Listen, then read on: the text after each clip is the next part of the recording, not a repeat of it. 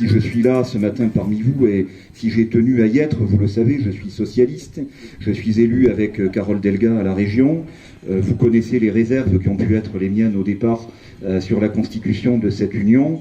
Moi je constate aujourd'hui l'enthousiasme que crée cette union, le succès électoral qu'elle constitue, et elle répond finalement, plus que je ne le pensais au départ, à cette nécessité, entre autres, tu le disais Irène, de l'urgence climatique à laquelle nous sommes confrontés. Et on voit bien aujourd'hui, avec cette canicule un peu précoce au mois de mai, que ce réchauffement climatique devient une réalité. On voit bien qu'on ne peut plus attendre pour trouver des solutions à l'urgence climatique et puis bien sûr aussi à l'urgence sociale. Et on voit bien que les 5 ans qui viennent de s'écouler avec Emmanuel Macron n'ont pas répondu du tout à cette double urgence. Alors le lieu me plaît aussi, évidemment, pour des raisons historiques. Et la très grande urgence aussi à laquelle on est confronté entre ces deux tours, c'est le fait que vous affrontez dimanche dans les urnes le Rassemblement national, l'extrême droite. Et le lieu, je pense que vous l'avez choisi aussi par rapport à ça, le sommet de l'Égual, le massif des Cévennes.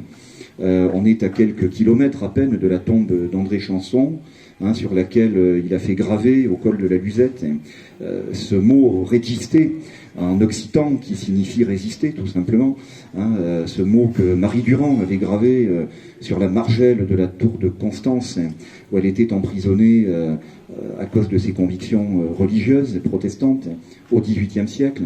Donc évidemment c'est un lieu symbolique, c'est un lieu, l'Espérou juste à côté qui était le siège du maquis de l'Égual pendant la Deuxième Guerre mondiale. Et moi je suis scandalisé, horrifié, quand j'entends certains propos, encore ceux ce matin du sénateur Burgoa sur Objectif Gard qui met Mélenchon et Le Pen sur le même plan.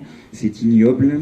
Je suis très déçu d'ailleurs par Burgoa parce que on le connaît, c'est un sénateur qui fait plutôt son travail, par-delà les divergences politiques.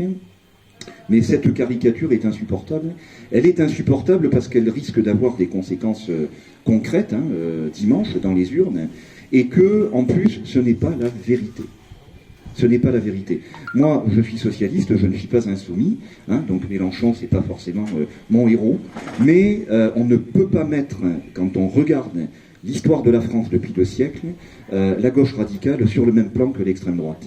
Chaque fois qu'il a fallu verser le sang pour conquérir des droits, pour conquérir des libertés, pour établir la République, pour la défendre, les militants de la gauche radicale ont été au rendez-vous de l'histoire. Je pense à ce qu'on disait du Parti communiste au sortir de la guerre, c'était le parti des 75 000 fusillés. C'est une réalité qu'on ne peut pas oublier. Et d'ailleurs, je le dis amicalement à Laurent Burgoa, un vrai gaulliste n'aurait jamais tenu de tels propos, parce que les gaullistes, ils savaient que les communistes et une bonne partie de la gauche avaient été à leur côté dans les rangs de la résistance. Donc c'est indigne de tenir des propos comme cela. Alors que l'extrême droite, quand même, par contre, il n'y a pas de confusion possible. L'extrême droite, sur la même période, elle a toujours été du côté du complot contre la République. L'affaire Dreyfus, les émeutes du 6 février 1934, Vichy, l'Algérie, l'OAS, avec le putsch des généraux, etc.